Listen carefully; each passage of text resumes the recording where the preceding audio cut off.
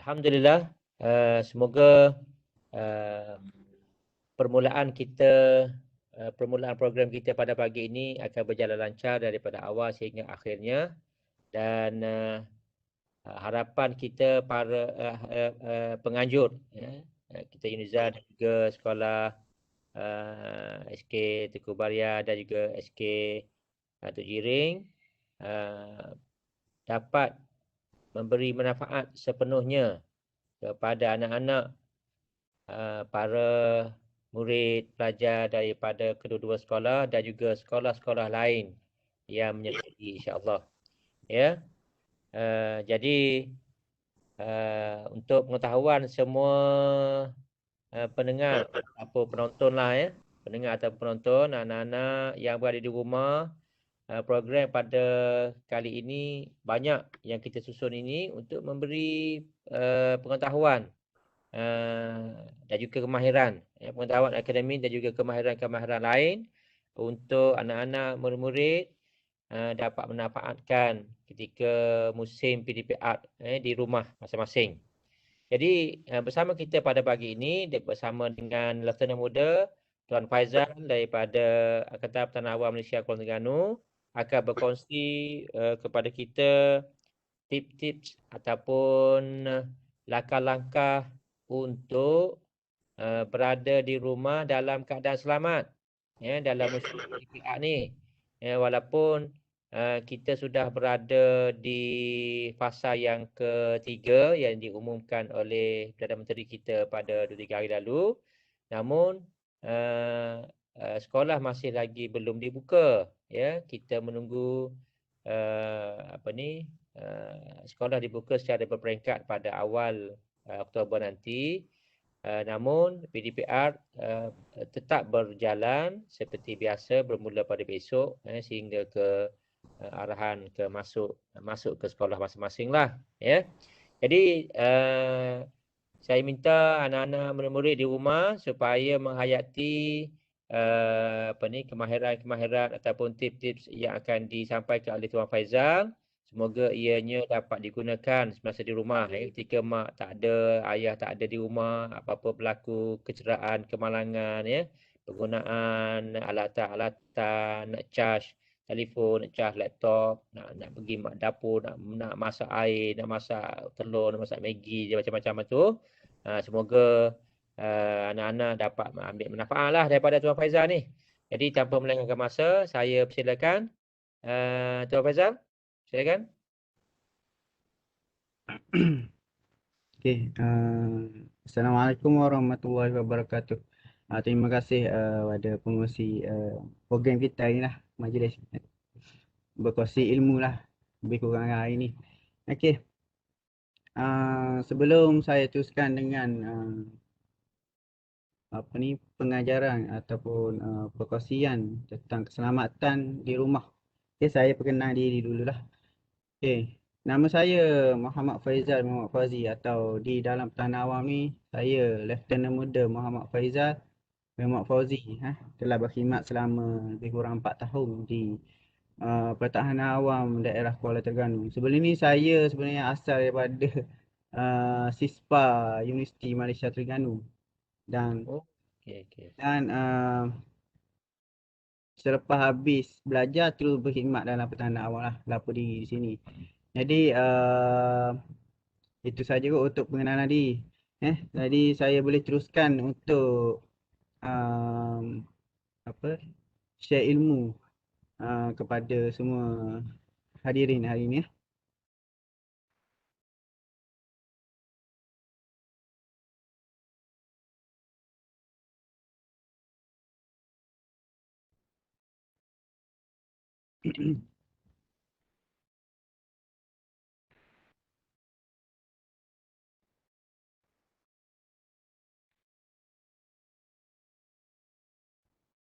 Okey, slide naik tak? Ya. Okey, cantik. Tuan Faizal. Okey, hari ni kita akan berkongsi tentang keselamatan di rumah ya. Okey, selalunya kemalangan yang selalunya berlaku dalam rumah ialah luka lah, yang terkena pisau, tercocok benda tajam, atau terhantuk di meja pun termasuk dalam luka juga. Okey. Dan seterusnya adalah tercekik. Selalunya berlaku di rumah lah, tercekik ataupun tersedak susu lah bagi bayi. Kanak-kanak tercekik. Contohnya tercekik sedang makan, rambutan kan tercekik rambutan. Ini ada satu kisah dia lah kalau terjadi tercekik ni. Dan pernah masuk surat khabar. Seorang lelaki yang kanak-kanak masa tu tercekik rambutan. Dan dia disahkan meninggal. Okey. Yang tu saya tak boleh share sebab terlalu bahaya lah. Okey. Seterusnya terkena rejatan elektrik. Ni selalu berlaku.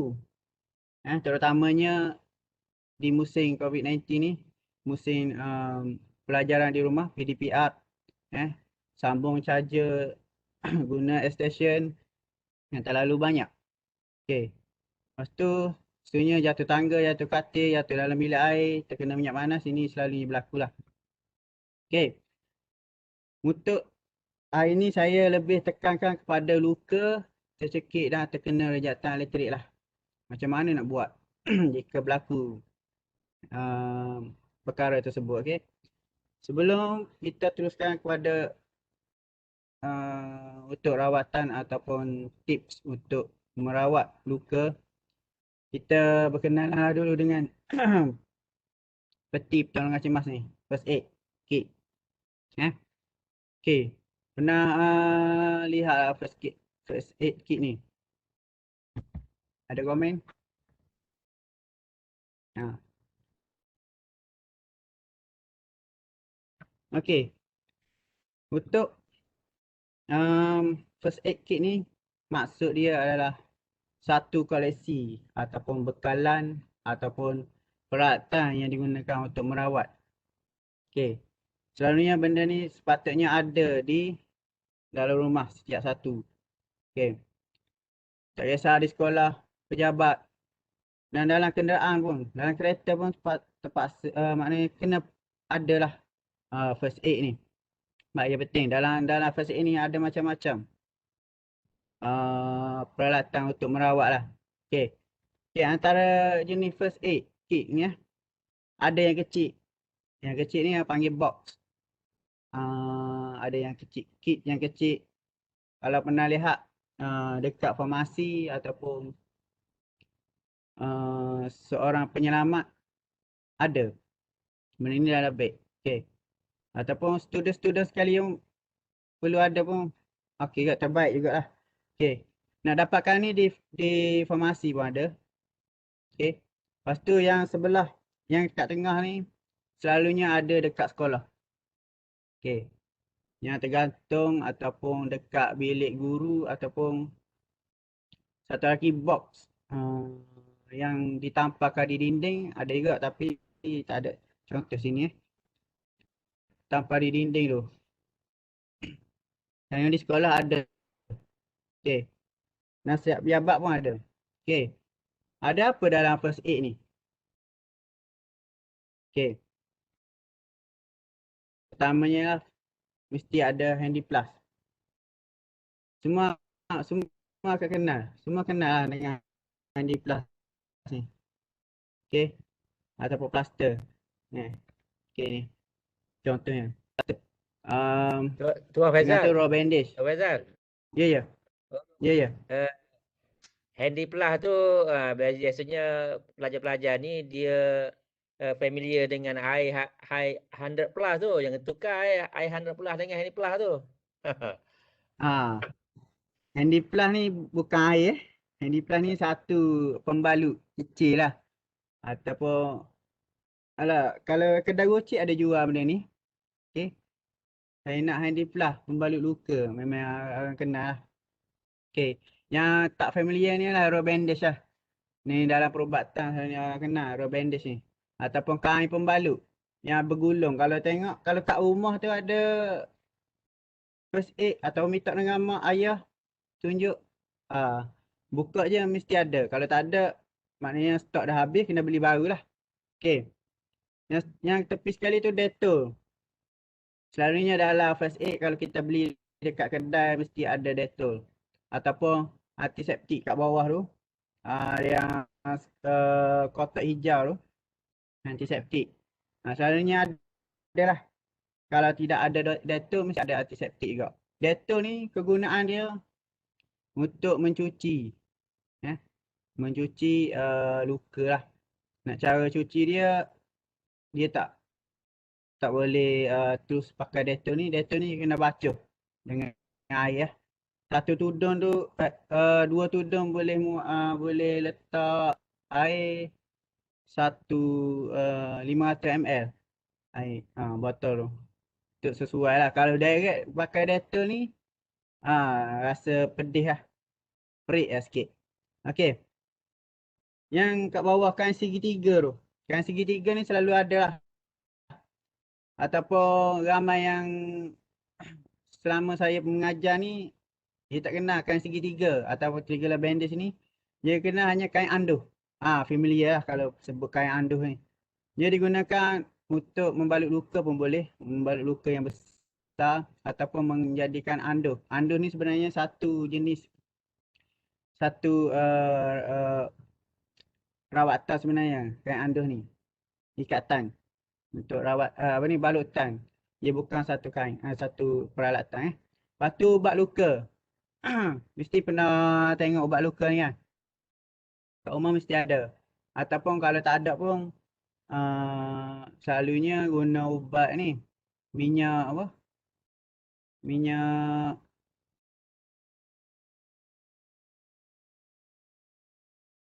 apa? Saya lupa lah. Okey, tak ada sini. Okey, ubat luka ataupun panggil iodine lah. Ini mestinya ada lah. Kalau letak dekat luka, mesti nampak warna kuning. Ini macam warna kunyit. Ni sesuai untuk selepas rawat luka dan untuk dibalut lah. Okey, gauze. Yang ni selalu ada dalam ni. Dalam peti keselamatan ni. Okey, cara guna dia boleh guna untuk mencuci luka. Letak Dettol atas kain tu. Nanti saya akan tunjuk video cara merawat luka tersebut. Okey, dapat gauze ni atau kalau tak ada kain ni, kain kasar ni, boleh guna tisu ataupun kain yang bersih untuk cuci luka tersebut. Atau micropotape ni. Micropotape ni adalah tape. Selotip lah senang. Tapi dia bukan plastik. Dia sejenis kain ataupun kertas yang kerah untuk digunakan untuk melekatkan pembalut tersebut. Selotip. Kalau tak faham micropotape, selotip. Kita boleh panggil kat selotip. Tapi dalam medik kita panggil micropotape. Okey.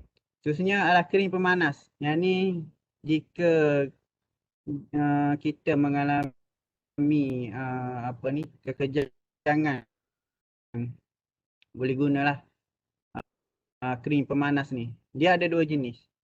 Sebenarnya kalau dekat saya guna lah, yang saya guna ni, saya guna Flanell lah. Ini sesuai untuk yang atlet ataupun bersukan, sesuai lah. Now, selalu dalam peti kecemasan ni, dia letak yang ni lah. Bepanthen First Aid ataupun ada yang lain-lain lagi. Banyak kalau saya nak tunjuk, banyak lah. Okey. Okey. Dapat air ni. Ni lah antara peralatan yang ada lah. Nah, selain itu ada gunting dan ubat-ubat. Ubat selalunya dia letak Panadol lah. Atau panggil painkiller. Panadol, pil untuk tahan sakit apa tu? Yang yang perempuan. Ada juga selalunya. Tapi tak semua ada. Selalunya kena beli sendirilah ubat tu. Selalunya ada ubat Panadol sahaja. Tapi dalam perkhidmatan kami tak sediakan ubat lah. Kalau beli dekat farmasi mungkin ada. Okey. Okey, kemalangan dalam rumah.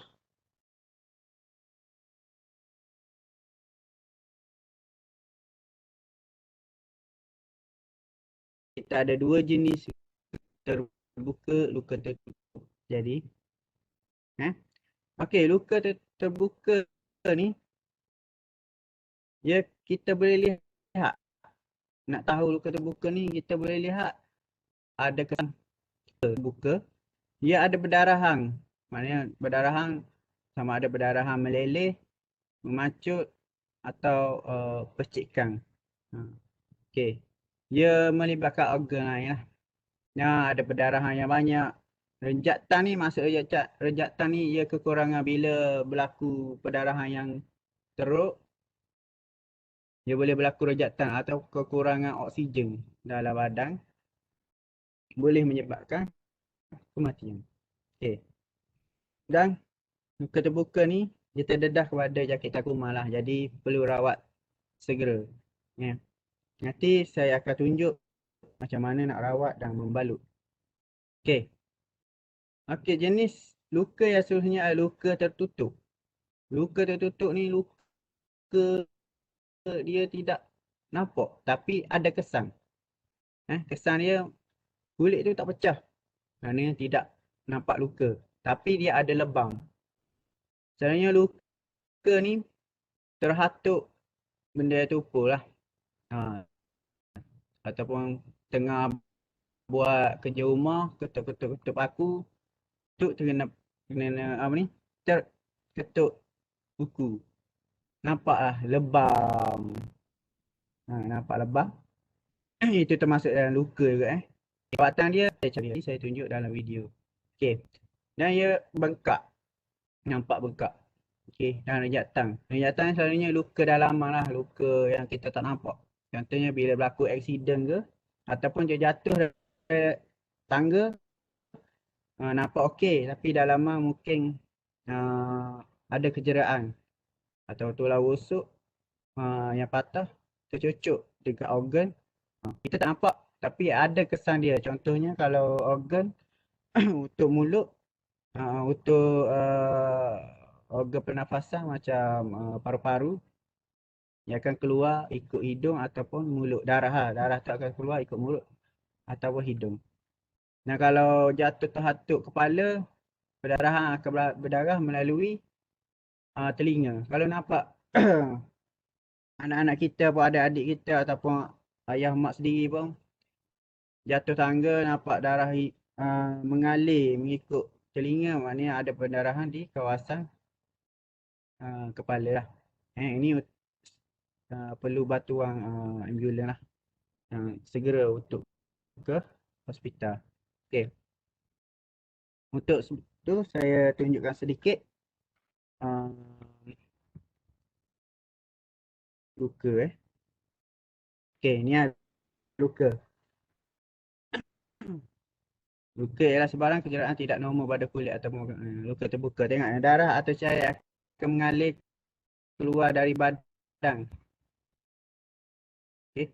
Keluar dari badan kuman akan masuk melalui luka menyebabkan infeksi. Kalau luka tertutup ni darah dia tidak keluar tapi dia hanya dalam kulit saja. Betul kita bila tengok nampak lebam, sebenarnya itu darah yang tidak keluar daripada kulit lah. Dia akan duduk dalam kulit je.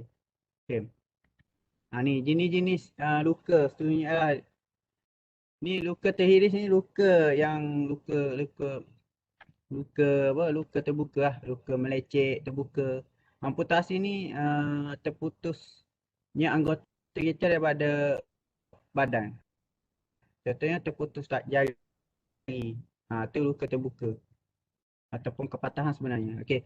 Tembakan luka terbuka, tercucuk, terbuka lebam, luka tertutup ataupun luka dalaman.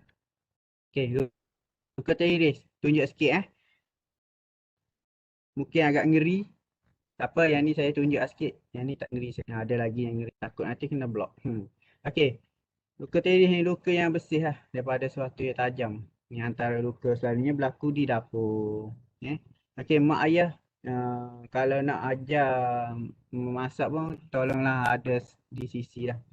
Nak memotong bawang, memotong apa, tolong lihat lah. Terutamanya kanak-kanak ni sekolah rendah sekarang dah duduk rumah, tak ada apa-apa, ngajar masak lah. Lepas tu tak tengok, main-main pisah, luka. Okey. Tuan Faizal, Apa ya Ustaz? Tuan Ya, Faizal, dia ya, ya. situasi sekarang ni apabila anak-anak di rumah, belajar di rumah dengan komputer, dengan handphone ataupun dengan alatan di rumah, ada dalam kalangan penjaga ataupun ibu bapa ni yang bekerja. Ada yang dua-dua bekerja. Ada yang bekerja seorang, ada yang dua-dua tak bekerja. Maksudnya berada di rumah lah mak ayah ni kan.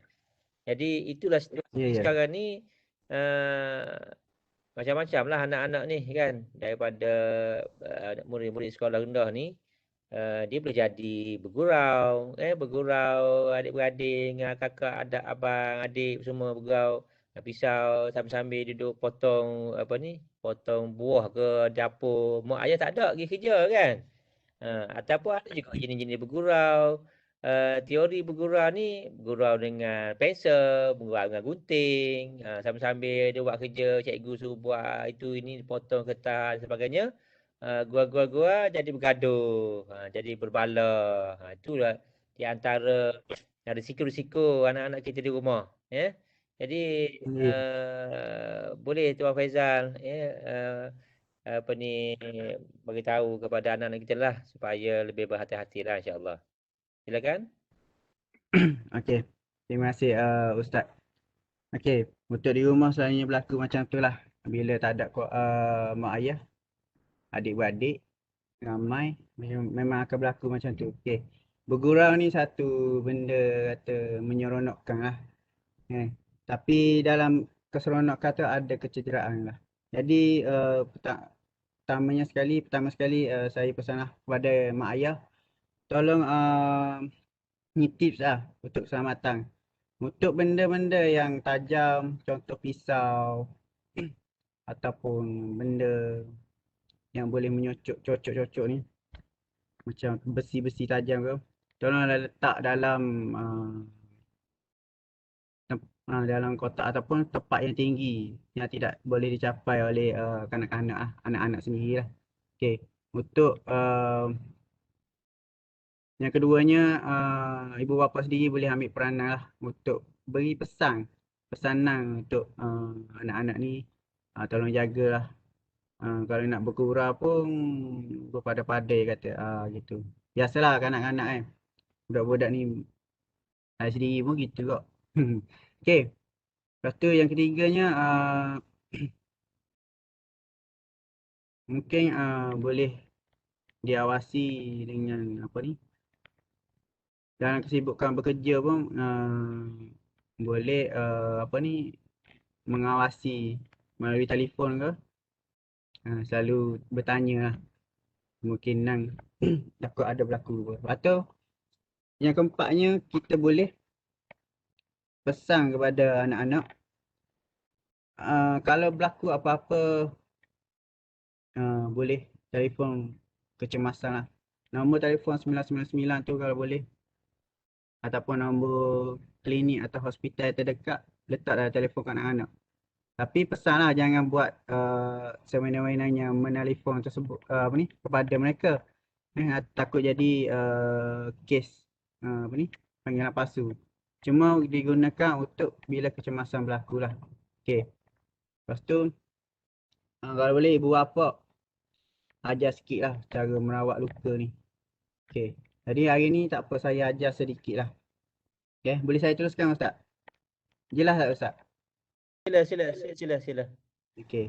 Untuk pengetahuan anak-anak peserta juga ya. Sila perhati, dengar betul-betul perkongsian daripada Tuan Faizal kita ni, sebab di hujung nanti kita akan adakan satu kuis.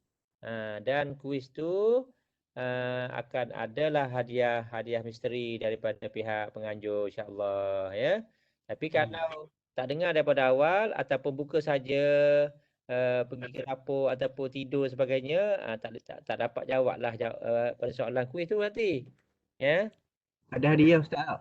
Ada hadiah insya-Allah. Jadi dengarlah baik-baik. Ini untuk, boleh saya teruskan ya? Ya, teruskan. Ni kita boleh lihat sini bila berlaku pendarahan. Okay, jika organ mulut batuk dan muntah sana tanda-tanda. Warna darah ialah merah gelap dan punca berdarah sistem ialah pencernaan lah. Pencernaan apa ni, tertelan benda tajam ke ataupun untuk minum racun. Okey. Kalau paru-paru, masalah paru-paru, dia batuk berdarah dan berbuih. Merah segar, dia mungkin terkena tumbukan atau tercekik ataupun apa ni, terjatuh menyebabkan paru-paru rosak. Ini untuk buah pinggang air kecing kelihatan merah, kecing berdarah ni mungkin jangkitan kuman lah atau masalah pinggang. Okay, kalau darah ke hidung, darah keluar melalui hidung merah segar, mungkin disebabkan cuaca panas ataupun masalah kesihatan. Okey. Dan seterusnya satu lagi lah melalui telinga itu perdarahan yang saya terangkan tadi, perdarahan di kepala. Jadi kalau berlaku benda macam ni, tolong dapatkan panggil apa ni, kecemasan segera lah. Jika boleh rawat, rawat segera. Okey, takut berlaku yang tidak diingini lah. Okey, itu saja sini. Kita teruskan kepada uh, dah selesai untuk apa ni, luka Okey, untuk rawatan. Ini pesanan saya ambil daripada laman web KKM sendiri. Untuk perdarahan di bawah permukaan kulit, maknanya pendarahan dalaman lah. Lakukan demahan sejuk dengan ais. Ambil ais, letak plastik. Kalau boleh letak air sikit. Letak dekat tempat lebam. Okey, hingga ataupun boleh balut dengan kain bersih. Okey, letak dalam 10 hingga 15 minit. Jangan urut dengan minyak panas. Selalunya berlaku orang tua dulu. Petua dia lah dulu. Tengah orang dia pergi urut. Bila urut menyebabkan lebam semakin teruk. Okey. Kalau boleh jangan urut lah. Jangan guna ais.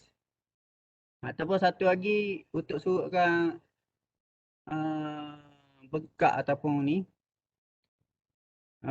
petua orang tua, ambil kain, tiup dan letak. Ni pengalaman baru untuk saya kot ni. Dia guna kain, bukan basahkan kain, tapi ambil kain kering yang bersih, tiup dekat kain, letak dekat mekak ataupun kat lebam tersebut. Boleh mengelakkan boleh apa ni, menyepat ni mekak tersebut cepat surut lah. Lepas tu perdarahan organ dalaman, pertama sekali jangan bagi minum lah. Okay. Kalau bagi minum boleh menyebabkan masalah yang teruk ataupun mengganggu sistem pernafasan lah. Kita tak tahu dalaman tu luka macam mana. Dan ni kita kena rujuk ke hospital segeralah ataupun call 99 ataupun call klinik yang terdekat. Okey, kalau perdarahan di kulit, koyak tisu, maknanya luka terbuka lah. Kita kena tenangkan mangsa, dan lawat luka dengan segera. Okey, nanti saya akan tunjuk. Jika objek telah tiada atau tercabut, tekan pada lokasi luka darah supaya darah tidak keluar lah. Okey, boleh gunakan yang bersih untuk menutup luka tersebut. Ini adalah cara untuk mengelak daripada luka tersebut lagi parah. Maksudnya boleh menghentikan darah. Kalau objek masih ada, jangan cabut. Contohnya pisau, tercocok pisau lah. Paling dekat. Ataupun pensel. Kalau pensel tu tercocok, ikut di mata ke, di tangan ke, jangan cuba cabut. Okey. Biarkan ataupun boleh buat satu kain tu buat lilit. Yang ni kena lebih detail lah kalau nak mengajar yang ni. Okey.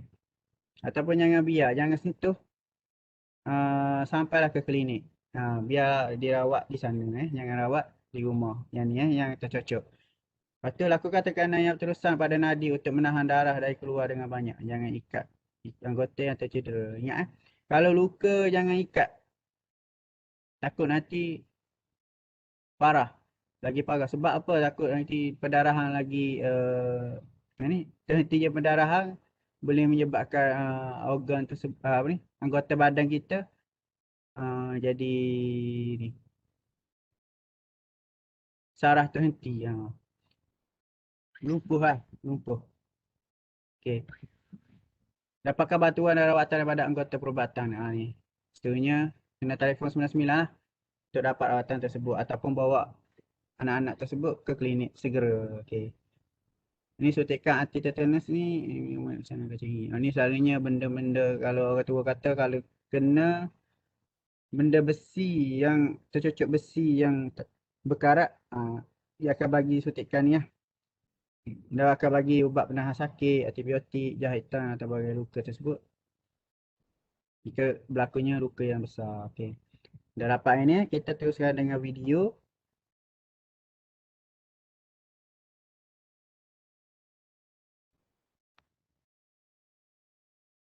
Saya share video sikit. Sekejap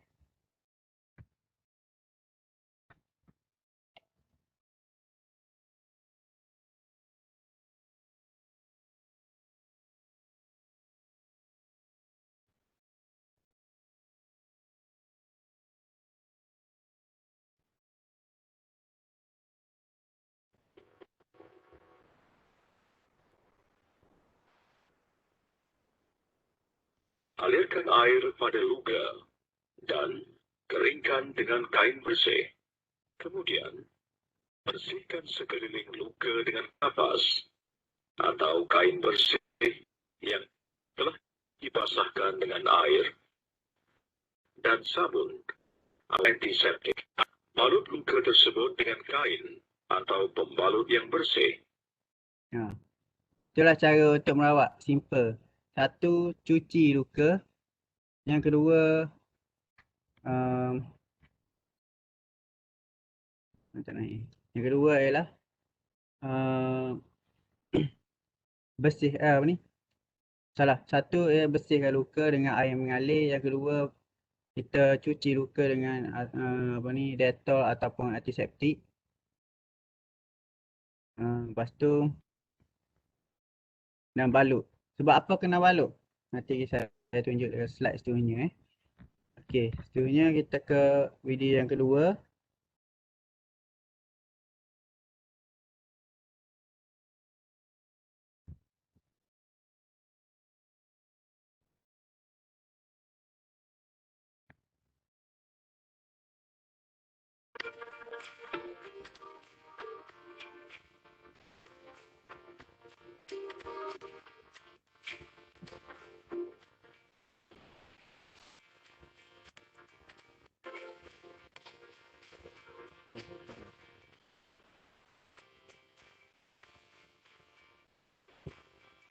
Salah video, sorry.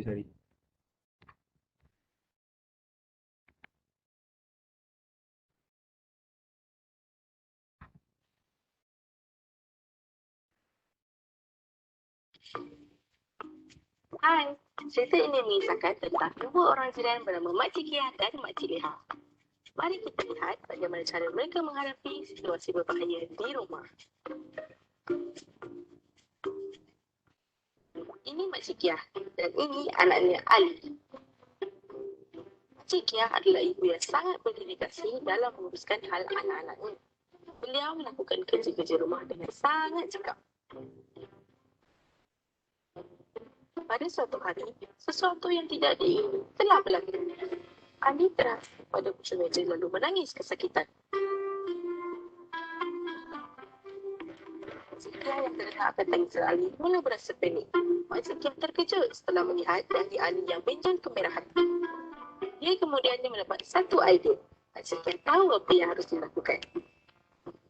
Makcik Kia memastikan Ali tidak mengalami sebarang tanda-tanda pening, hitam atau kesedaan lain.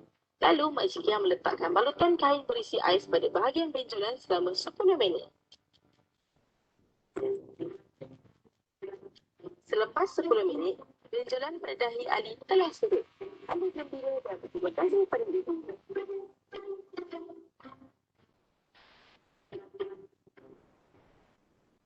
Situasi kedua. Ini Makcik Leha dan anaknya Farah. Pada suatu hari, Makcik Leha sedang menyediakan sup ayam di dapur untuk dihidangkan ketika makan tengah hari bersama keluarga.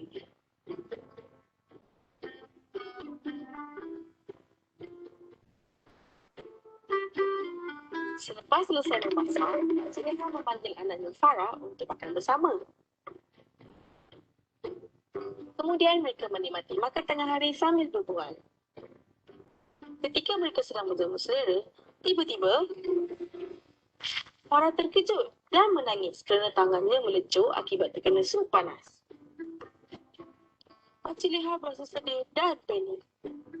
Kemudian dia mendapat satu idea. Encik Leha menyingsing dengan baju Farah dan menangkap air.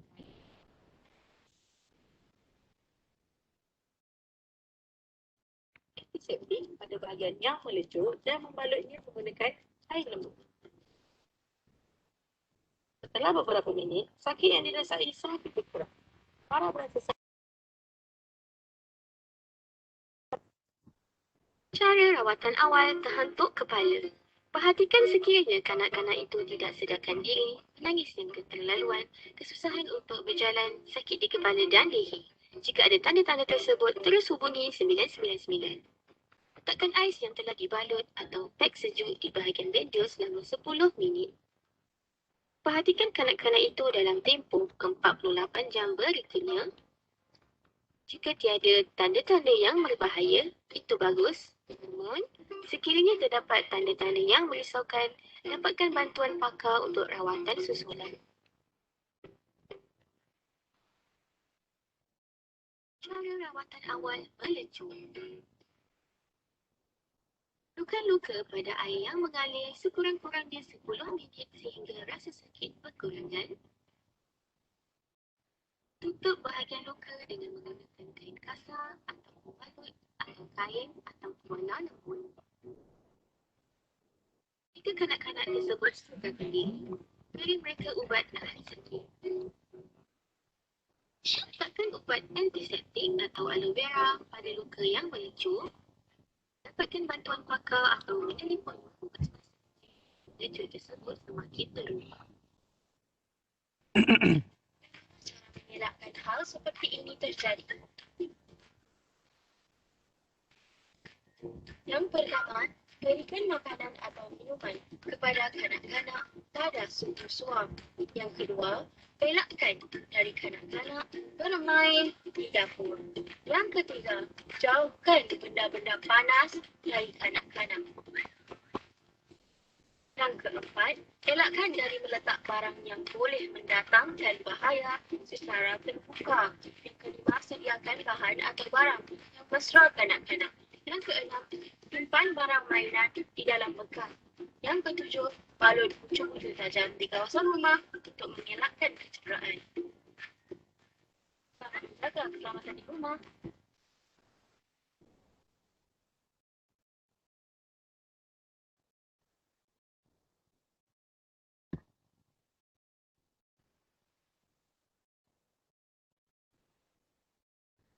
Okey, jelas rawatan yang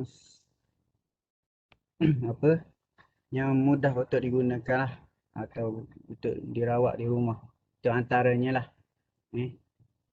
Kalau yang terbakar, atau kulit yang terbakar selalunya berlaku bila terkena benda-benda yang panas tu. Seelok-eloknya macam tu lah. Kita alirkan air di kawasan yang terbakar tersebut selama 10 minit atau hingga 15 minit. Biar rasa sejuk. Kalau rasa pedih lagi, buat seterusnya lagi lah. Okay. Kalau pula untuk mengelakkan lagi teruk luka terbakar tu, janganlah guna ubat gigi. Misalnya di rumah dulu pakai ubat gigi nak bagi tahan sebab benda tu sejuk. Sebenarnya tak elok. Takut mungkin kandungan kimia dalam ubat gigi tu boleh menyebabkan lagi teruk luka tersebut. Ini pesanan lah. Okey, tujuan balutan untuk rawatan luka ni lah menghentikan perdarahan, mengelakkan pencemaran, mengurangkan kesakitan, mengurangkan bekak, mengurangkan pergerakan, mengelakkan komplikasi yang teruk, dan menggalakkan pemulihan lah. Ini tujuan balutan. Okey, untuk Kelas balutan kita tak cukup hari ni. Jadi sekadar yang mampu lah untuk balutan ni. Guna, kalau luka yang kecil boleh guna handiplas tadi atau plaster tu yang saya tunjuk tadi. Kalau berlaku perdarahan yang lebih teruk, balutlah dengan kain yang bersih. Walaupun kalau tak ada bandage ataupun peralatan first aid tadi, boleh guna kain yang bersih. Kain tudung pun boleh, tapi saya guna kain tudung tak. Guna kain tuala pun boleh untuk balutan sementara. Kain tuala mandi ke, kain tuala kecil pun boleh. Okey. Ataupun letak tisu dan balut dengan selotip, tapi jangan kemas lah. Biar pengalian darah tu normal. Okey. Itulah cara dia untuk rawatan luka. Kalau ada pertanyaan boleh komen dekat chat tu untuk luka ni.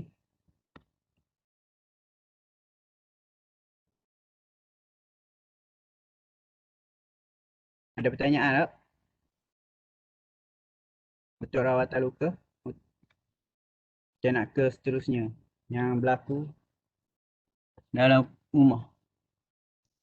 Boleh saya teruskan?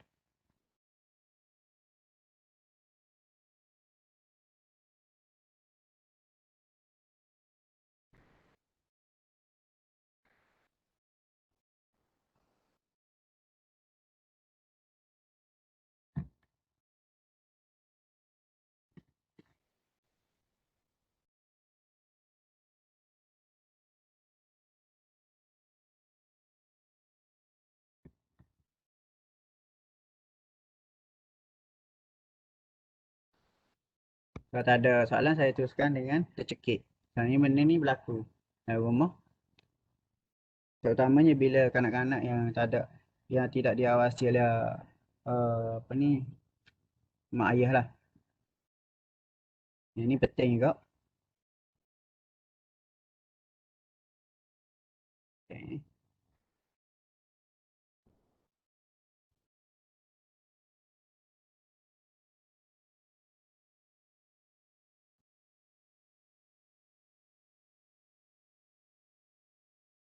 Okay, kita teruskan dengan video choking.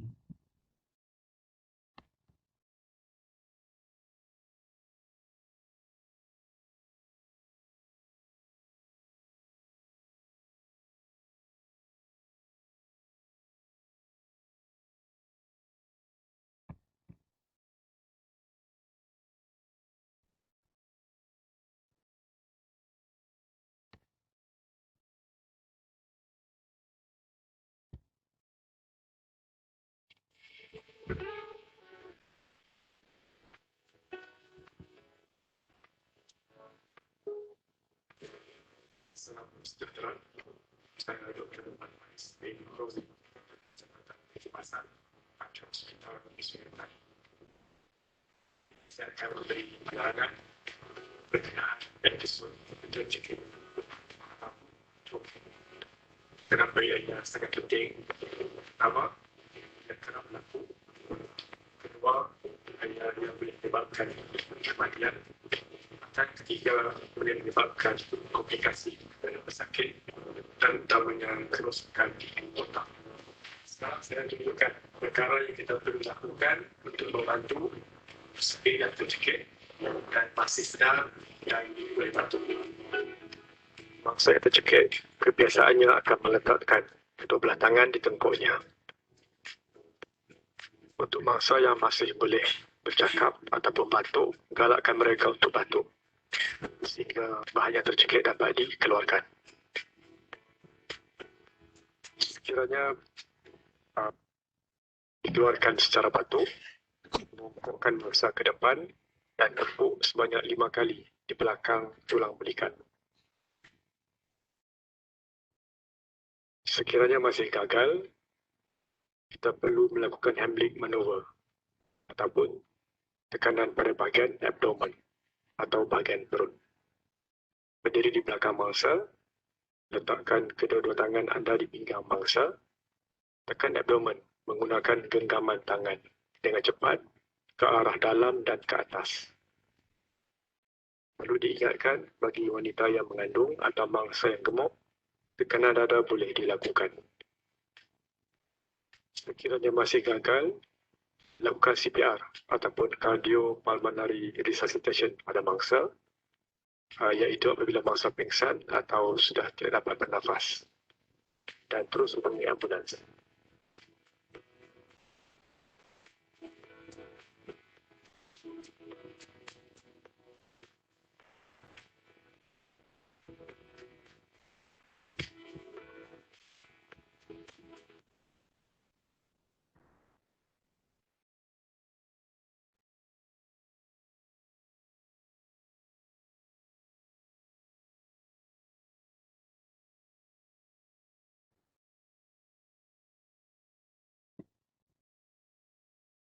Okey, dapat cara rawat body tercekik. Okey. Itu adalah rawatan lah ataupun ni pertolongan cemas untuk yang tercekik. Okey. Kalau untuk kanak-kanak dia sama ya. Teknik dia sama macam tadi kok.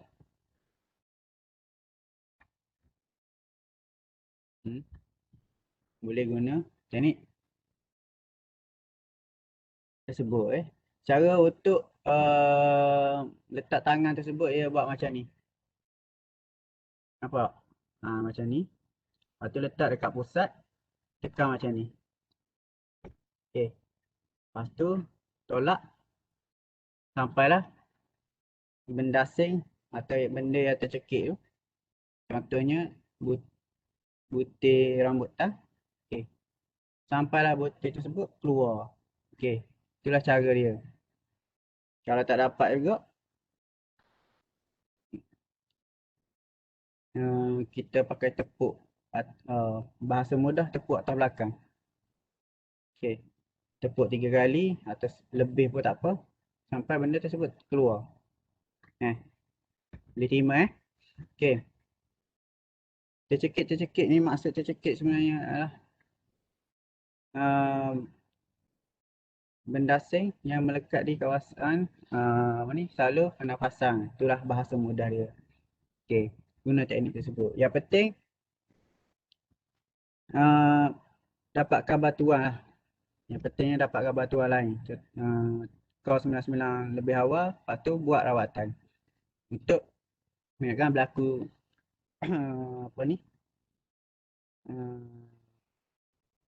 berlakunya kecemasan yang lebih teruk lah. Okey. Jangan buat tapi tak call 99. Masalah juga takut kita buat benda tu tak keluar. Kalau ambulans sampai, paramedik sampai, dia ada teknik lain pula untuk keluarkan tu. Okey. Yang ni teknik yang mudah boleh digunakan di rumah. Ataupun kalau berada kesorangan di rumah, adik-adik tu, boleh guna, kalau nak buat seorang susah, tapi boleh guna bucu-bucu meja. Tahu tak bucu? Bucu meja. Okey. Cara dia sama, letak pusat awak dekat bucu meja tu, tekan sekuat yang mungkin. Jangan bucu yang tajam pula, bucu meja yang biasa. Okey. Tekan, condong bongkokkan sikit. Lepas tu bucu tersebut biar betul-betul atas dekat pusat awak. Tekan sampailah benda asing ataupun butir rambutan tersebut dia keluar. Okey. Dapat tu. Okey.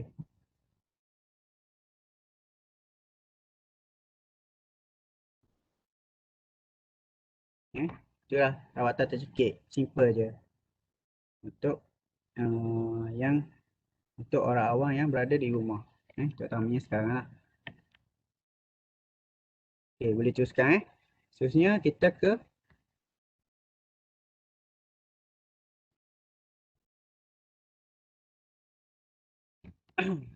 kemalangan di rumah terkena rayatan elektrik.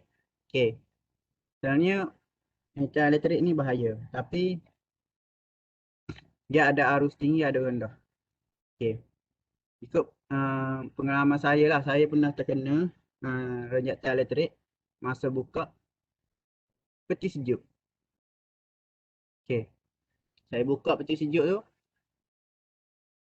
kena. Terkena, dan saya terdiam di situ. Maknanya tak boleh nak lari. Tapi sekejap je. Bawah dah tu, lepas. Masa tu, saya rasa dia tu, okey. Apa ni? Jantung saya berdenyut lebih kencang daripada normal. Okey. Lepas tu, cara saya masa tu, saya hanya tenangkan diri sebab masa tu orang tak tahu saya kena. Okey. Lepas tu, yang keduanya, saya main dekat peti sejuk tu juga. Lepas tu ada sepupu saya buka peti, tangan saya dekat tepi peti, kawasan tepi. Tangan saya kat sini, kat tepi tu, bila dia buka, saya terkena jatuh sekali lagi. Masa tu sebaik tak perasan sebab sekejap je. Sebab waternya rendah. Okay. Kalau arus elektrik tinggi, maka risiko dia lebih tinggi. Ingat rejatan elektrik ni boleh menyebabkan kematian. Okay. Kalau tempoh, kalau lebih lama kena rejatan, lebih tinggi risiko dia. Saya sekejap masa tu nasib baik. Alhamdulillah masih hidup lagi. Okay, perjalanan arah arus dalam tubuh. Jika melalui jantung, katanya dia tu ke jantung boleh menyebabkan kematian. Risiko yang sangat tinggi. Kalau water ni, kalau peralatan elektrik, macam seperti tadi, sebaik arus dia rendah. Ada setengah tu pernah pasang pelak.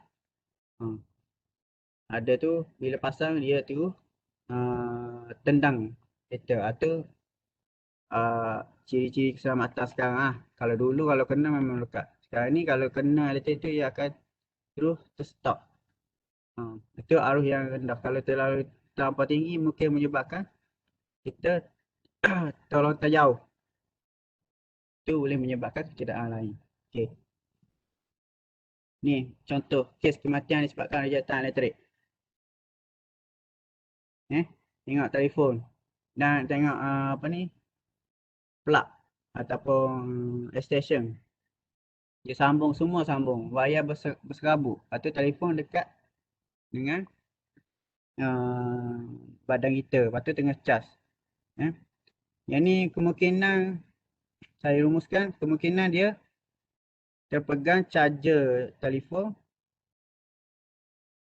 dan terkena rejatan semasa tidur. Ini menyebabkan kematian. Bahaya. Ingat adik-adik yang main telefon, pesanan saya lah. Jangan, kalau nak cas telefon, cas biar jauh, jangan dekat dengan kita masa tidur. Ataupun elakkan cas telefon tu semua waktu tidur lah. Bahaya. Sebab kalau ada satu kes tu, telefon boleh meletup sebab apa? Overcharge.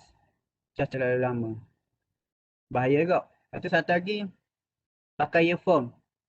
Lepas tu dengar lagu ataupun tengok video apa, telefon tengah cas. Okey, arus elektrik tersebut boleh mengalir ke earphone tersebut. Earphone awak tu. Boleh berlaku renjatan.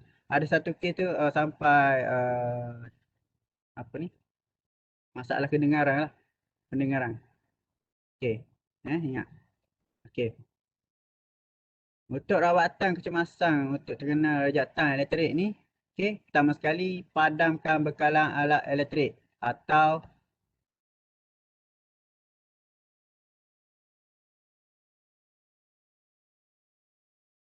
jika perlu bekalan elektrik pada switch utama di rumah atau di tempat kerja. Matikan. Kalau mak ayah ada rumah, matikan switch utama. Ada dekat apa nama? Kat kotak utama tu matikan tu elektrik tu. Okey. Lepas tu tapi ingat, walaupun matikan tu, arus elektrik tu tetap ada. Nanti kita boleh guna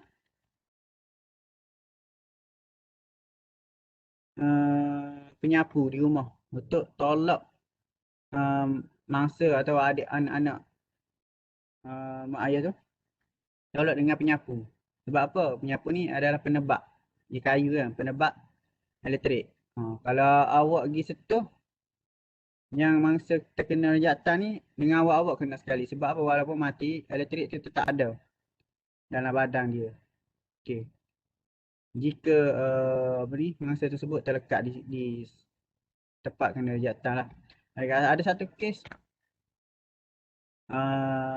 di Kelantan, banjir baru-baru ni, banjir tahun lepas. Dah tak, awal-awal tahun, hujan lebat, dia terpegang, dia berjalan kaki di jalan raya, dia terpegang tiang elektrik, tiang lampu jalan. Terkena rejatan sebabkan alih elektrik ada sebab hujan. Jadi ada seorang tu ditolong dengan hanya tolak dengan kayu. Kalau pergi tarik dia memang dengan penyelamat tersebut kena sekali Ingat tu kesana lah. Jika ada terkena rejatan elektrik. Paling mudah gunalah penyapu. Setelah pisahkan daripada punca elektrik tu, periksa masa pernafasan dan denyutan jantung. Jika tak ada, lakukan CPR. Jadi saya tunjuk macam mana nak buat CPR jika keadaan terpaksa. Jika mangsa mengalami luka terbakar, ni untuk rawatan luka terbakar, tanggalkan pakaian. Dirus dengan air yang mengalir, sederhana sejuk. Jangan sejuk sangat, jangan dengan air panas. Okay. Sehingga kesakitan hilang. Beri rawatan kecemasan seperti biasa kepada luka terbakar. Tunggu di sisi masa sehingga bantuan tiba. Ingat jika ternampak berlakunya kecederaan ni, tolonglah telefon 99 dengan segera. Okey, itu langkah pertama. Barulah ditolong. Okay, masa mengalami trauma akibat terpelating dari kawasan rejatan elektrik, ni maksudnya water yang tinggi ni.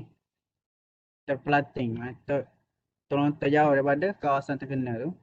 Pastikan tekuk tidak digerakkan. Jangan tengok mangsa pengsang, jangan angkat kepala dulu. Sebenarnya orang awam yang saya pernah ni kalau berlaku accident ke apa semua, dia angkat kepala. Itu bahaya sebab takut nanti berlaku kecederaan di kawasan kepala ataupun tengkok dia. Bila kita angkat mungkin kalau patah, makin teruk patah dia. Okey. Pastikan tekuk tidak digerakkan jika dikhawatiri berlaku kecederaan pada saraf tunjang. Saraf tunjang ni kalau hidup pun cacat. Kalau salah-salah meninggal. Jadi jangan terlampau confident angkat kepala untuk rawatan. Nah, bila rawatan kecemasan kejadian luka dan kepatahan yang berlaku seperti biasa. Ni kalau boleh biar medik yang buat. Okey. Dapat untuk rawatan kecemasan semasa mangsa terkena rejatan. Kalau ada soalan? Ada soalan tak?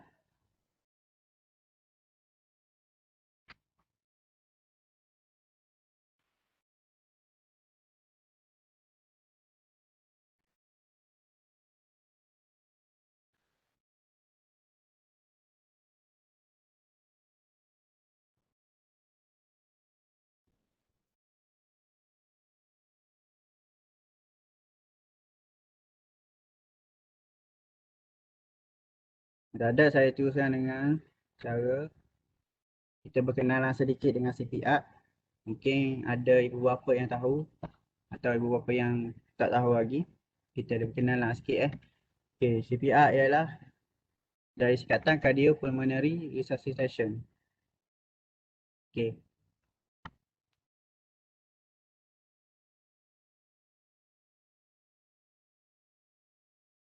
CPR ni satu tindakan bantuan awalan bagi memulihkan mangsa yang terhenti pernafasan dengan menggunakan teknik tekanan di atas dada. Nanti ada video cara buat CPR dengan situasi renjatan elektrik, yang terkena renjatan elektrik Yang ni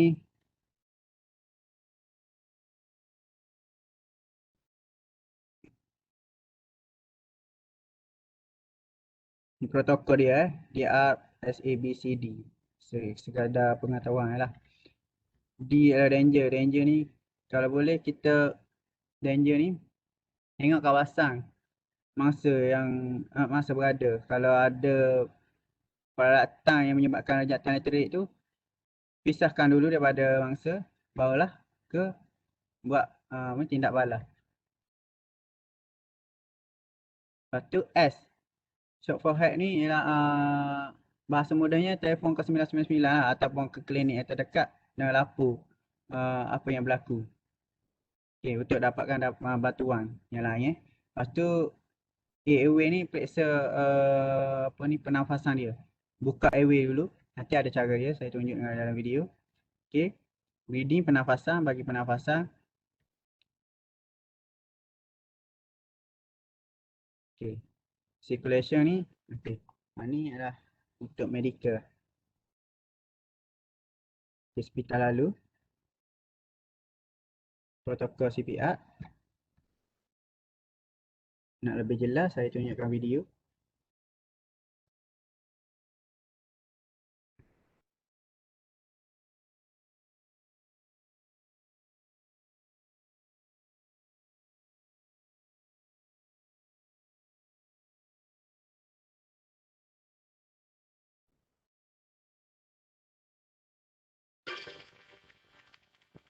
Okay, video ni didesain oleh pelajar universiti. Mungkin dia buat apa ni? CPR adalah satu teknik yang boleh menyelamatkan nyawa tanpa menggunakan alat-alat yang canggih dan kepakaran yang boleh diperolehi di hospital. Tujuan CPR diberikan adalah untuk menyelamatkan nyawa sehingga mangsa mendapat rawatan pakar di hospital. Langkah melakukan CPR boleh disingkatkan sebagai DRAB, iaitu danger, bahaya. R, respond, tindak balas. Airway. Yang ni protokol lama ni, tapi boleh digunakan lagi. C, circulation, darahnya.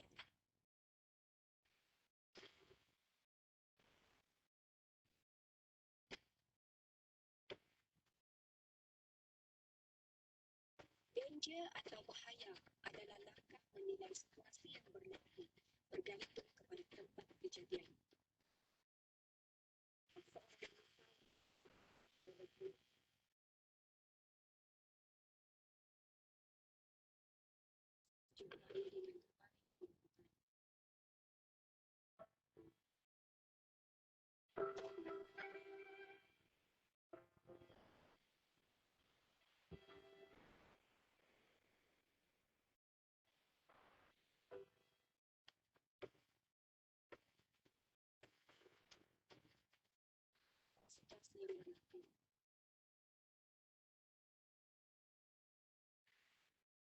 Benda-benda yang rendah.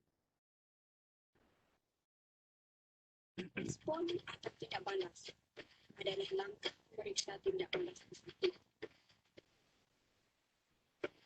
Kejutkan pesakit, tepuk bahu dan berikan sesuatu. Awak okey ke? Jika tiada hiliran, ambillah.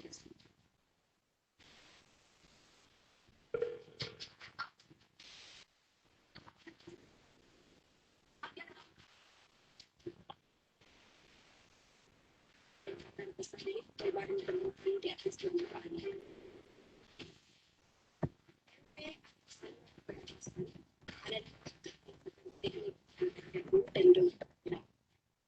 Buka saluran nafas. Periksa kadar mengganggu nafas.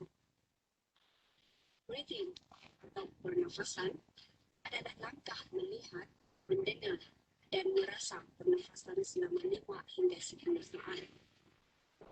Proses berikutnya dekat dengan hidung dan mulut dengan muka menghadap dadam dada. Jika tiada pernafasan, pijak hidung dan beri 2 hari saja dalam mulut selama 2 saat. Action atau peredaran pegang dada dan dengan tidak pernafasan batuk sebarang pergerakan pada masa.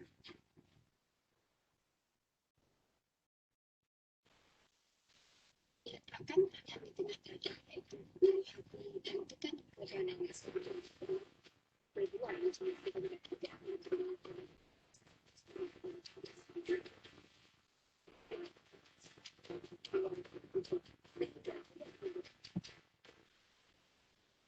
Selama peringatan bersama dan tidak cedera.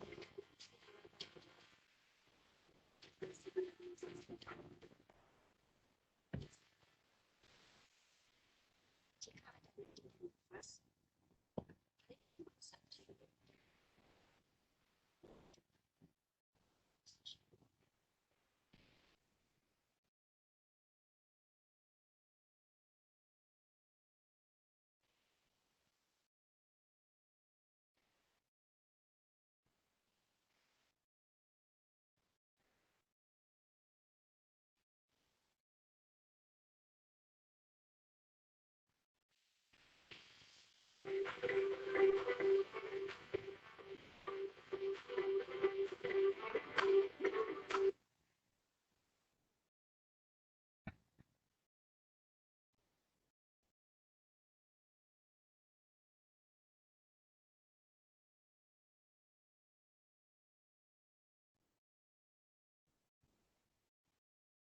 Okey, itulah secara CPR. Sama sekali untuk CPR ni kita kena tahu danger lah. Macam tadi, the video tadi. Ada peralatan elektrik terdekat dengan mangsa, jauhkan dengan kita elak buang dulu benda yang danger, yang bahaya tu. Buang peralatan elektrik tu dengan menggunakan penyapu. Okey, lepas tu barulah kita ke bagi mangsa sedar, respon. Kita tepuk bahu dia sekuat mungkin. Lepas tu panggil kalau kenal nama, panggil nama. Kalau tak ada respon, terus telefon ke 99 untuk dapat bantuan seterusnya.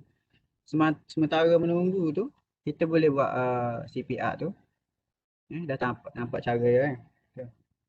Tekanan 30 kali, tekanan 2 kali hembusan.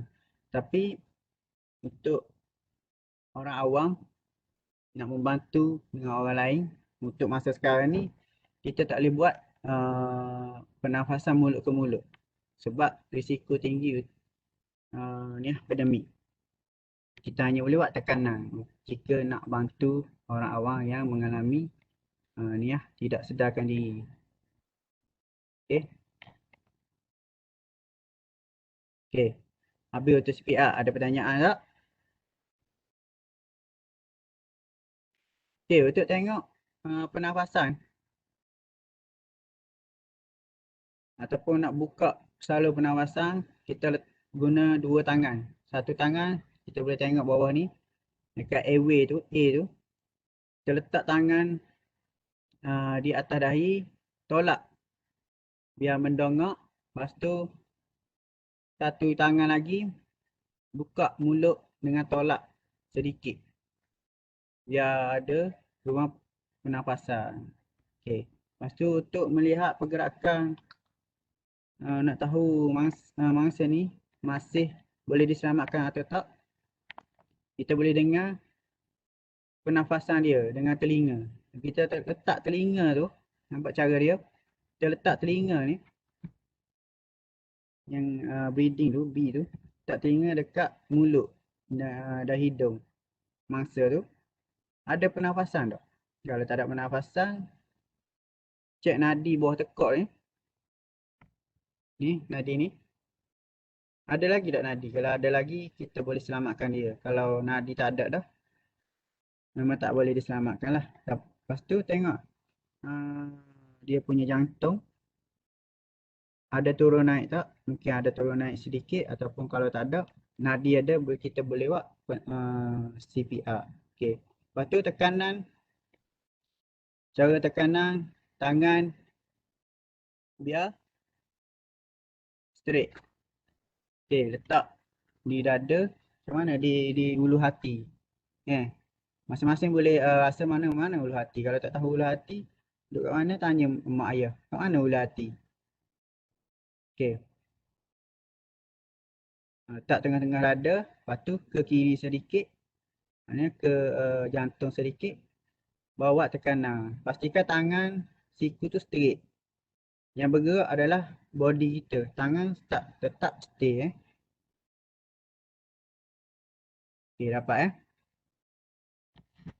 Okay, itu saja CPR. Mengenalan sedikit CPR. Okey, ni untuk pencegahan kemalangan dalam rumah antara tips yang boleh diledahkan lah, boleh dikongsi lah. Okey. Yang pertama sekali menyimpan alat yang tajam di tempat yang sesuai. Dilarang memetik sui dengan tangan yang basah. Dilarang memasak tanpa diawasi oleh dewasa. Mengunci pintu dan tikar apabila berada di rumah seorang diri. Okey. Lepas tu lagi kalau anak duduk seorang rumah, mak ayah sebolehnya tanya lah keadaan di rumah macam mana. Sediakan telefon. Walaupun kalau dulu tak sesuai kanak-kanak ada telefon, tapi sekarang kena ada lah. Jadi selalu bertanya lah anak-anak macam mana di rumah, okey ke tak, untuk mengelak berlaku yang tidak diingini lah. Okay.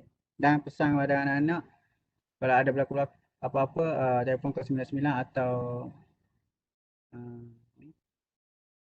untuk kecemasan, eh, ataupun telefon ke klinik ataupun polis terdekat untuk keselamatan. Okey, untuk rumusan,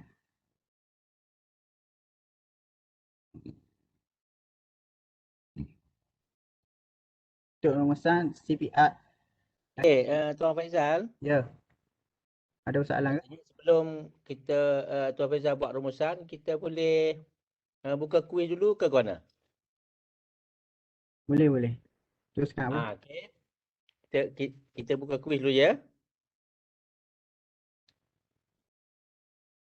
Okey, anak-anak ya.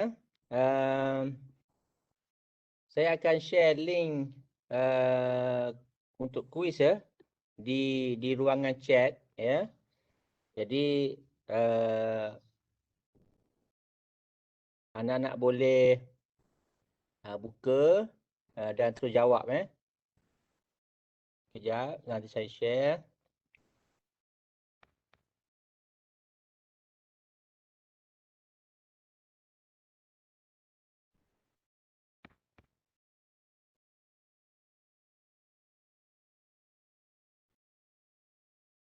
Okey. Saya dah share situ link untuk soalan kuis ya. Sila jawab. Kita akan ambil 5 pemenang terawal saja. 5 pemenang terawal. Maksudnya yang jawab dan terus hantar untuk kuis kali ini. Ya. Cepat-cepat jawab. Bagi 5 yang terawal, maksudnya kalau 10 orang jawab yang betul sama 10 markahnya 10 per 10 dan kita akan ambil yang 5 terawal hantar sahaja ya. Silakan. Silakan anak ya. Okey, boleh teruskan Tuan Faizal? Okey. Okay, sementara tengah menjawab soalan tu, kita tengoklah video sedikit video ni. Dalam 3 minit saja video dia. Okey, tentang keselamatan.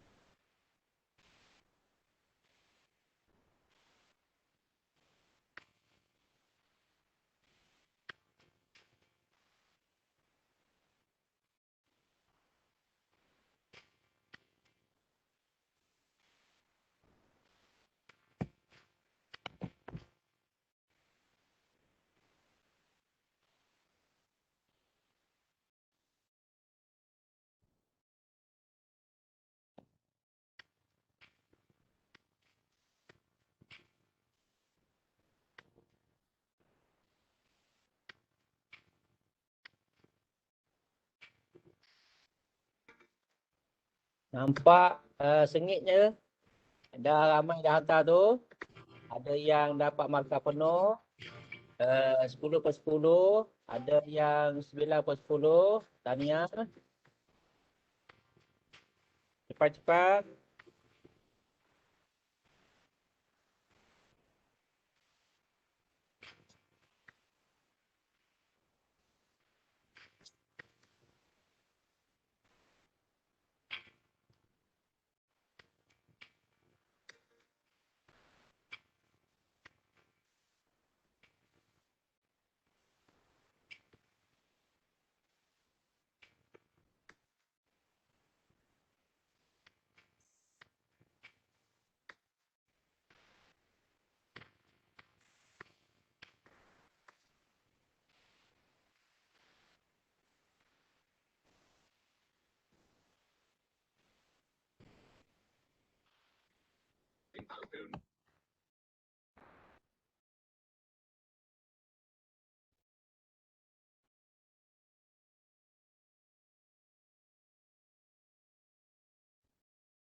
Okey. Tuan Faizal, nampaknya dah ada yang dah berjaya menjawab tu. Ya. Nanti di hujung sesi nanti saya akan umumkanlah pemenang-pemenang 5 pemenang bertuah ni. Ya. Okey, Tuan Faizal boleh teruskan? Okey, terima kasih Ustaz. Okey, jadi rumusan hari ini pertama sekali lah untuk anak-anak ibu bapa yang sedang apa ni apa panggil menghadapi isu semasa sekarang ni, pandemik COVID-19. Okey, mungkin ini cara terbaru kita lah, ni norma baru lah untuk kita belajar melalui online. Okey, dan bila berada di rumah ni macam-macam risiko yang ada, tak seperti yang sebelum pandemik lah. Okey, kita pergi bekerja, anak pergi ke sekolah. Tapi sekarang ni kita bekerja dan anak terpaksa duduk di rumah. Okey, kalau ada yang boleh mengawasi anak-anak di rumah, tak ada masalah. Tapi kalau kita terpaksa tinggal dengan orang seorang-seorang, perlu ambil satu apa ni insentif untuk keselamatan anak-anak dan diri sendirilah. Okey, pertama sekali gitulah. Yang pertama apa yang saya telah tunjukkan dan berkongsi hari ini mungkin sedikit sahaja untuk ilmu keselamatan di rumah lah. Okay, mungkin ada banyak lagi contoh yang terbakar. Itu bukan bidang saya lah. Kalau nak berkongsi sekarang pun boleh sedikit. Kalau berlaku kebakaran di dapur lah, contoh lah. Satu tips, contoh kuali terbakar. Satu tips untuk mengelak daripada terbakar terus, apa ni, kebakaran yang lebih besar. Pertama sekali boleh tutup dulu dia punya apa tu penyambung gas tu, tutup dulu. Jangan risau, dia tak akan serap tu ke gas. Kita boleh tutup untuk elakkan daripada gas tu mengalir. Satu lagi, boleh gunakan kain yang basah. Kain selimut lah paling mudah sekali. Kain selimut, basahkan kain selimut tersebut. Jangan ni tutup seluruh badan kita. Angkat, biar tutup seluruh badan kita.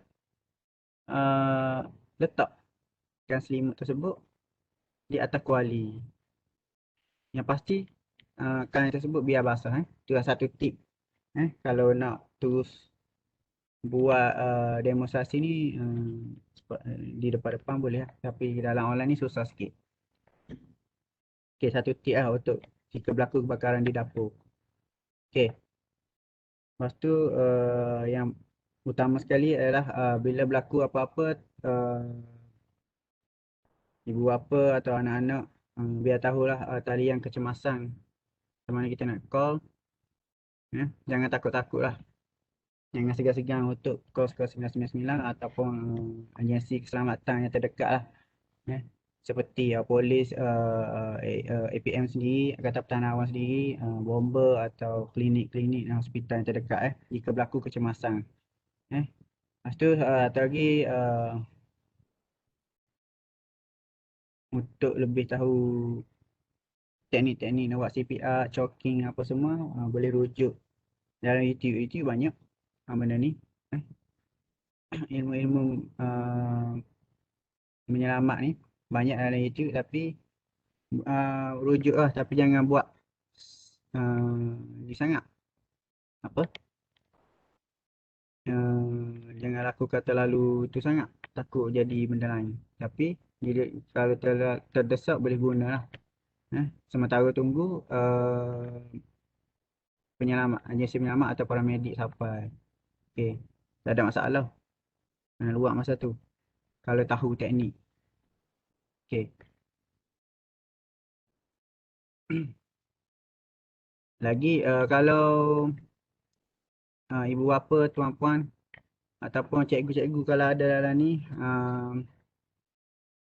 kalau lepas pandemik ni, untuk cikgu-cikgu atau tuan-puan bolehlah hubungi Angkatan Pertahanan Awam ni untuk belajar teknik ataupun nak buat camp dekat pejabat kita pun boleh untuk belajar apa yang saya tunjuk sedikit hari ni. Cik boleh call lah ke Pertahanan Awam Kuala Terengganu, Kuala Nerus. Tapi selepas pada pandemik ni lah. Sekarang ni kita tak buka lagi. Cuma saya share lah dulu supaya kita boleh dapat belajar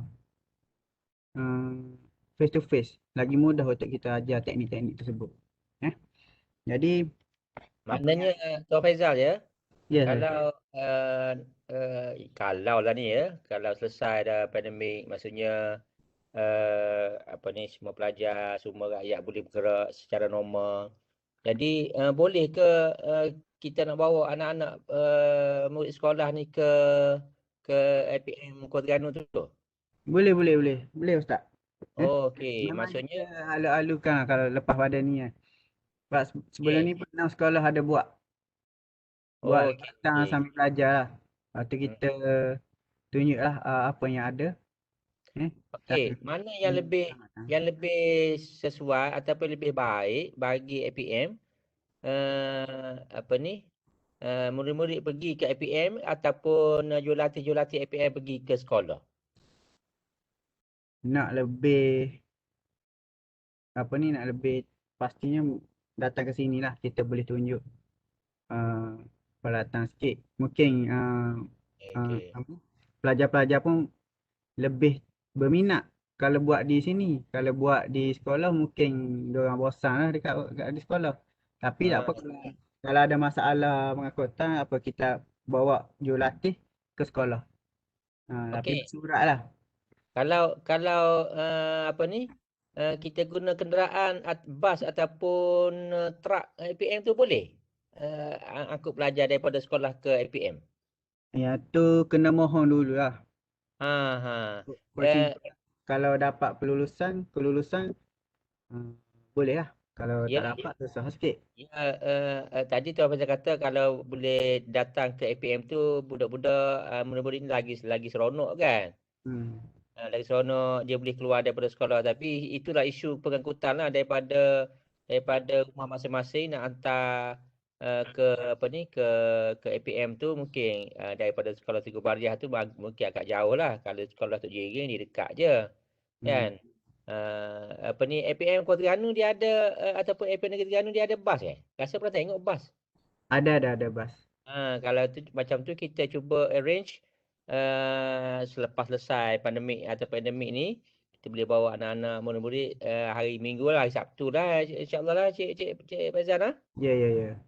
Kita bawa anak-anak murid-murid sekolah-sekolah kita ni yang berminat untuk ke APM, tengok demonstrasi kebakaran, demonstrasi keselamatan di rumah dan sebagainya, penggunaan alat-alat yang digunakan oleh APM, insya-Allah ya.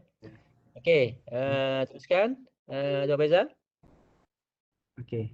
Begitulah Ustaz. Sebelum ni memang ada satu NGO yang buat, saya tak ingat NGO mana, yang buat program macam ni. Tapi dia datang ke sini dan minta bantuan bantuan pengangkutan daripada kita lah untuk mengangkut. Pernah ada buat sebelum ni.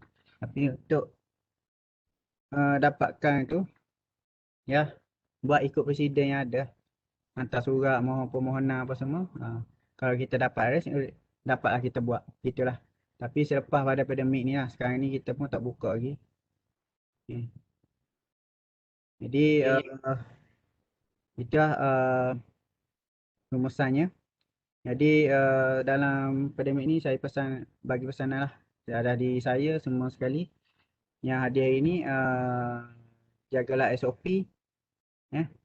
Dan semoga kita berjaya melawan COVID-19 ni.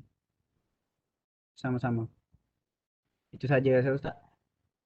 Okey, anak-anak di rumah ada soalan ke untuk tanya kepada Tuan Faizal kita ni? Anak-anak ke ataupun mak-mak anak ke ataupun ayah-ayah anak pun boleh tanya ya. Mana yang ada online sekarang tu. Silakan bagi yang ada soalan.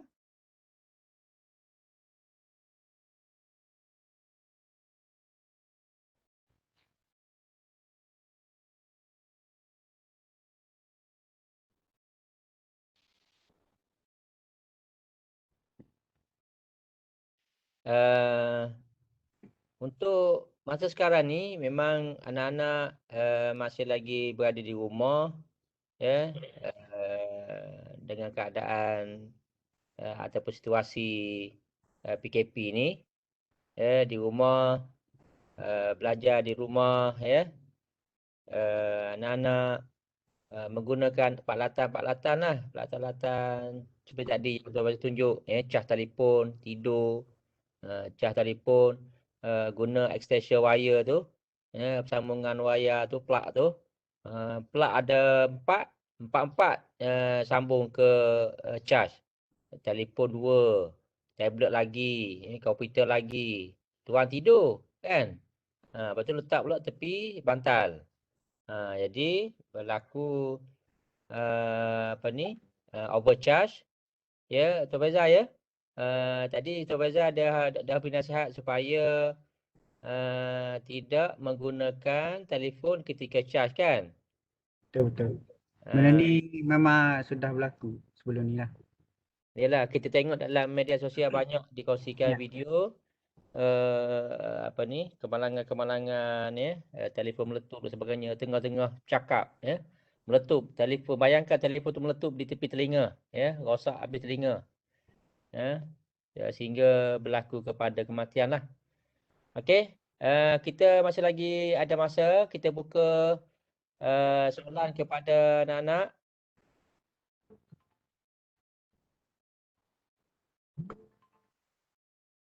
Nak tanya soalan lain pun boleh daripada yang kita kongsi tadi.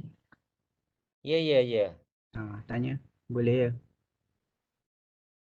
Pencerahan khidmat bantu yang IPM berikan. Okey. Untuk soalan tu, mana ni?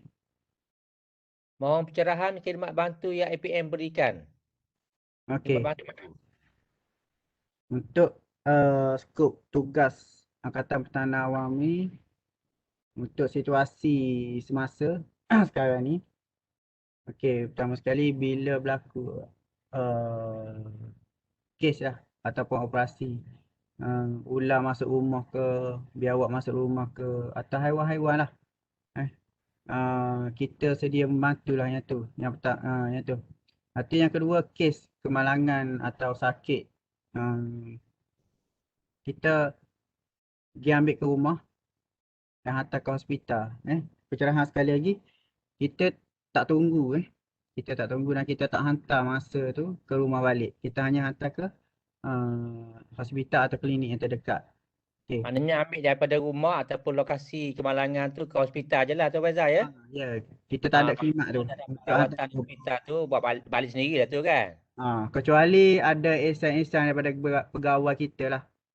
yang memerlukan. Contohnya memang dia ada masalah kenderaan ke, tak ada pengangkutan ke, atau memang dia sebatang kera. Panggil tak? Betul tak? Tangkara. Sebatang kara. Allahu Akbar. Okay, Ah, sebatang kara. Tak ada apa ni? Uh, keluarga yang membantu kita, kita boleh bantu dia lah. Itu atas ihsan kita lah untuk membantu. Tapi begitulah, kalau boleh kita, waris-waris yang lain boleh ikut kita ke hospital lah untuk temang mangsa tersebut. Okay. Lepas tu dalam pandemik ni untuk pengetahuan semua, sekarang ni di Kuala Terengganu kita hanya bagi khidmat membantu di apa tu, pusat kuarantin, membantu di pusat pemberian vaksin, dan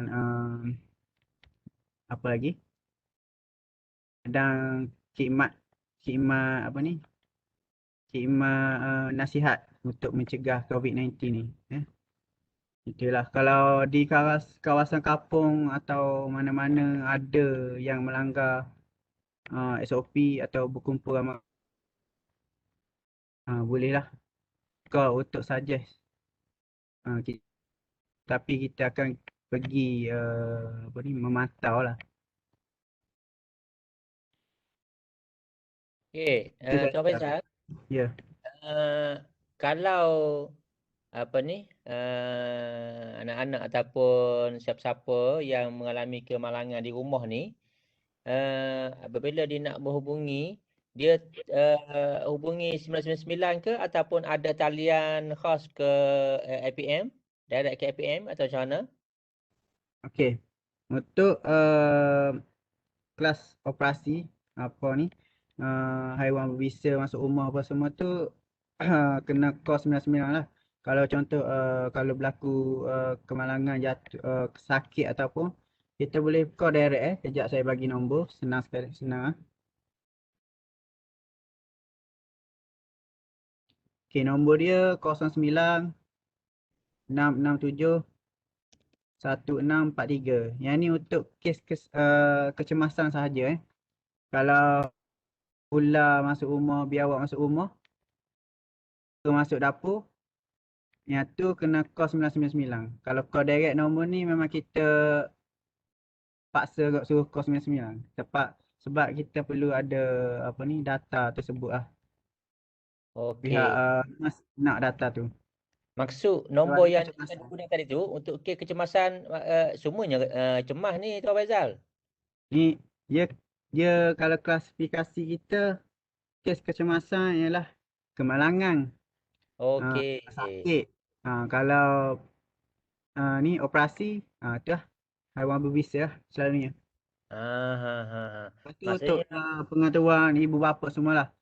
Sebab untuk kes apa ni, operasi saraf terbuang, kalau ada lapor, lambat lah. Kalau lambat, kita lambat pergi ke rumah, agak bersabar sebab kemungkinan ada ni sebab cuaca ataupun memang dah banyak yang laporan dekat, banyak sangat yang lapor. Jadi kena ikut turn. Banyak kan orang awam bagi aduan macam tu lah. Lambat datang semua. Tapi begitulah untuk semua pengetahuan semua, begitulah untuk urusan apa ni, operasi pemusnahan sarang serangga ni memang apa panggil, banyak masalah sikit. Sebab apa? Sebab satu lagi, operasi terlalu banyak. Lepas tu cuaca tak mengizinkan. Dan mungkin kenderaan tidak mengizinkan. Lepas tu situasi tersebut kita tak boleh nak buat apa-apa semua. Memang akan menyebabkan lambatnya kita untuk ke sana lah. Jadi tak apa, bersabar. Dan jangan ambil risiko apa ni, jangan ambil mudah untuk buat musnah sendiri. Itu je. Lepas tu untuk sarang terbuang, kita akan buat malam. Untuk pengetahuan semualah, kita buat malam sahaja. Okey. Ada apa-apa lagi? okey, terima kasih Tuan Faizal. Maksudnya anak-anak di rumah perlu faham nombor yang dikongsi tu 0966716643 tu adalah kes-kes kecemasan seperti kemalangan, sakit, mungkin mak nak bersalin kan, ayah tak ada. Itu maksud kecemasan masa tu kan. Jadi kalau kes ular masuk rumah apa semua tu dipanggil kes operasi, Operasi. Itu yang betul dah. Betul. Ya. Okey. Jadi Ada. bila call nombor yang dikongsi tu beritahu ular masuk rumah lah, apalah, cara tu buang, berada di tepi atap rumah lah, apabila call nombor tu, bila APN jawab, adik sila telefon nombor 99. Jangan marah APN pula. Apalah APN ni? Kita dah telefon dia hajar kita suruh telefon 99 pula. Itu kena clarifykan antara kecemasan segera dan juga kecemasan operasi, Betul. Okey. Betul. Memang semua cemas, Okey, Tuan Faizal, kita ada satu lagi soalan daripada Nolaili ni. Nolaili ni dia tak nyatakan daripada sekolah mana. Boleh ulang semula maksud CPR. Apa dia CPR? Mungkin secara ringkas lah kot. Tuan Faizal, silakan. Okey, saya tunjuk tu dengan Tunjuk saat tadi CPR. slide yang dah. Nolaili dan juga rakan-rakan boleh tengok apa dia CPR, Mungkin aktiviti CPR ni kita boleh pergi ke APM nanti, Tuan Faizal ataupun jurulatih-jurulatih lain yang berpengalaman, yang pakar boleh tunjuk operasi ataupun aktiviti menyelamat menggunakan kaedah CPR ni. Okey, ni maksud dia cardiopulmonary resuscitation. Mana pemulihan kardio. Maksudnya kardio ni pernafasan kita lah, saluran pernafasan. Okey.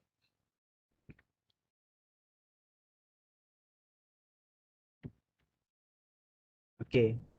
Untuk protokol yang kita buat ni, protokol sebenarnya satu teknik yang mudah untuk kita ingat. Okey. Langkah pertama yang kita perlu buat untuk buat CPR ni, pastikan mangsa jauh daripada benda-benda yang berbahaya. Kalau contoh yang tadi, saya tunjuk video tadi adalah renjatan elektrik. Kita buang jauh peralatan tu. Bukan angkat mangsa letak kat lain, tapi kita buang benda yang membahaya jauh daripada mangsa. Baru kita boleh buat CPR. Okey. Kalau R ni respon, kita dapatkan respon mangsa tersebut dengan cara ketuk bahu sekuat mungkin. Ketuk bahu mangsa tu sekuat mungkin. Okay, macam kita nak gerak orang tidur lah. Okay. Macam kita nak gerak orang tidur. Tapi cara yang betulnya, kita ketuk bahu. Tampar bahu sekuat mungkin sampai dia sedar. Kalau tak sedar, barulah kita pergi ke S. Okay, video tadi dia tak tunjuk S. Tapi dia buat S. S ni shock forehead. Dapatkan batuan. Okay. Dapatkan batuan ni, telefon ke 999. Ataupun klinik terdekat, hospital terdekat kalau ada nombor. Okey. Barulah kita buat langkah yang seterusnya. Buka salur pernafasan. Airway ni salur pernafasan. Cara dia tolak, letak tangan di di dahi, tolak biar dengak. Yang ni tolak sedikit dagu.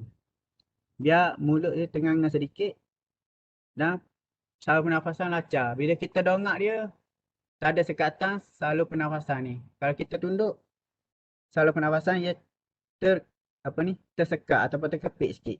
Jadi bila nak bernafas, susah. Macam kita tarik nafas. Kalau kita tarik nafas, secara automatik kita akan mendongak sedikit. Betul tak?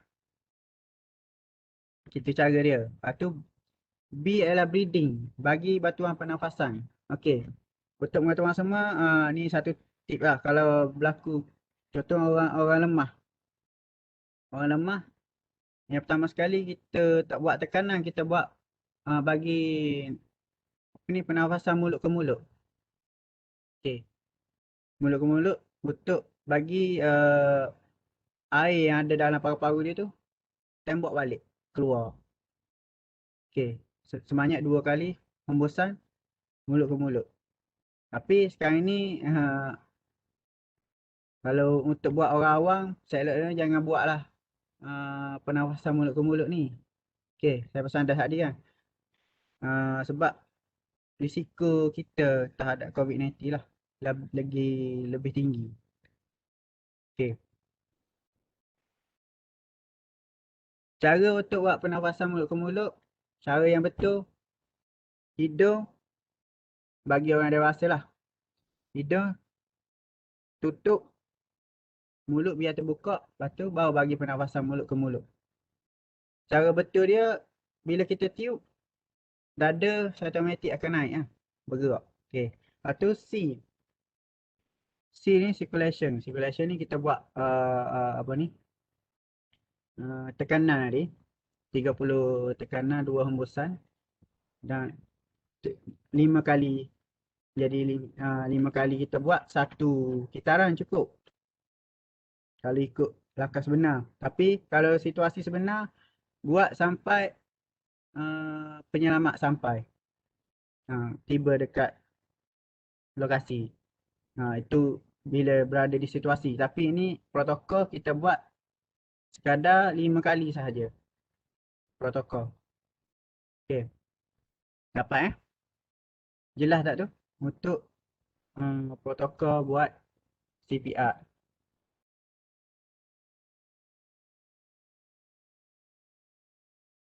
Jelas tak yang bertanya tadi? Macam mana Nurlali faham ya? Dia ada protokol ni dia langkah-langkah lah Tuan Faizal ya? Betul. Boleh kita. Protokol tu langkah-langkah dia ada 6-7 langkah tu 7 langkah tu untuk melakukan CPR. Tapi apabila semua tengok penerangan Tuan Faizal pada pagi ni, jangan balik buat ke adik ke baby pula kat rumah. Jangan. Sihat-sihat semua. Adik, main jejak, baring kakak nak buat CPR. Jangan takut patah dada dan sebagainya kan. Dia memang ada risiko, Ustaz. Memang ada risiko kalau salah buat, dia boleh menyebabkan tulang rusuk patah lah. Dan menyebabkan kematian. Jadi jangan bergurau lah benda ni. Kalau terpaksa memang menghadapi kecemasan, kita boleh buat lah benda ni. Untuk bagi bantuan. Kalau sekadar nak bergurau senda, saya elok jangan buat lah. Okay. Lepas tu kalau nak tahu teknik yang betul, nanti bolehlah datang sini. Kita akan ajar. Okey. InsyaAllah kita akan bincang dengan guru besar sekolah masing-masing. Kita cuba urus selepas selesai PKP, selesai pandemik ni. Kita bawa anak-anak, Nurlaili dan juga kawan-kawan daripada SK Tujiring, SK Tukar dan juga sekolah-sekolah lain lah. Barangkali itu inisiatif sekolah ataupun guru besar ataupun PKKO untuk buat hubungan dengan APM ni. Semoga memberi manfaat, maklumat-maklumat, kecemasan, langkah-langkah untuk langkah-langkah awal untuk menghadapi kemalangan-kemalangan ringan atau berat di rumah. Tuan Faizal di universiti tadi di awal tadi Tuan Faizal beritahu Tuan Faizal adalah salah seorang daripada siswa tanah awam di Universiti UMT kan? Maksudnya di universiti ni dia ada sispa siswa-siswi tanah awam. Sekolah ni dia ada ke Tuan Faizal? Sekolah rendah? Ya. Sekolah rendah ada. Tapi sekarang ni di Kuala Terengganu ni ada 1. Maksudnya Kuala Terengganu ada 1, Terengganu ada 1 sekolah. Oh, 1 yang kita je? Sekolah Seri Nilam dengan sekolah komplek Gombadak saja. Komplek satu lagi, komplek bukan Gombadak.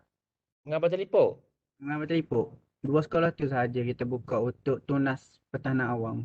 Oh, nama dia Tunas Tanah Awam Ya, Kalau tunas kalau pertahanan. kita nak buka lagi ni boleh ke Tuan Faizal? Boleh buat permohonan lah. Tapi Ha? nanti saya dapatkan kepastian daripada negeri Ya, nak ya, buka. ya, ya. Oh, nama dia Tunas Tanah Awam TUSPA. Kalau di sekolah menengah tu nama dia Kadet Tanah Awam kan?